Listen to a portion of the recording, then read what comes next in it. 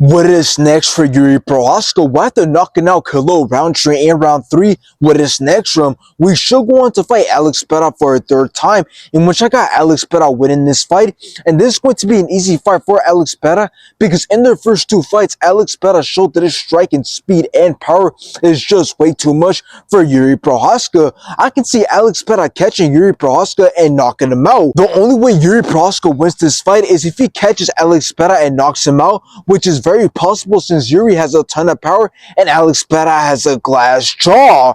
Now, another potential fight for Jiri Prochazka is a fight against Carlos Ulberg, in which I got Jiri Prochazka winning this fight, but it's going to be a great fight since both are great strikers, have a lot of speed and power, but I believe Jiri's fighting style and pressure is going to be way too much for Carlos Ulberg. I can see Jiri Prochazka landing some big shots and kicks on Carlos Ulberg and knocking him out. The only way Carlos Ulberg wins this fight is if he catches Jiri Prochazka and knocks him out, which is very possible since Carlos Ulberg is a great counterpuncher and Jiri Prochazka's defense is trash. Now let's talk about this fight because I got it wrong. As I had Khalil Rountree winning this fight, I really thought he was going to be able to expose Jiri Prochazka's defense and glass chin, but I was wrong, but not completely wrong, as we've seen Khalil Rountree do really good. He was staying patient and his speed was just on a whole nother level, and he was having success with touching up Jiri. Not to mention that Jiri's defense and movement looked horrible, and since Khalil Rountree kept on landing some big shots on Jiri Prochazka, I really thought he was going to get a crazy knockout, but in round 3, that's where everything changed in favor of Jiri Prochazka, as both began to go back and forth, exchanging some big shots, and it seemed like Jiri Prochazka's offensive work and power was way too much for Khalil Rountree to handle, as Khalil Rountree began to slow down and his defense began to fold. And that's when we seen Jiri Prochazka pick his shots wisely, and he was putting a lot of punishment on Khalil Rountree,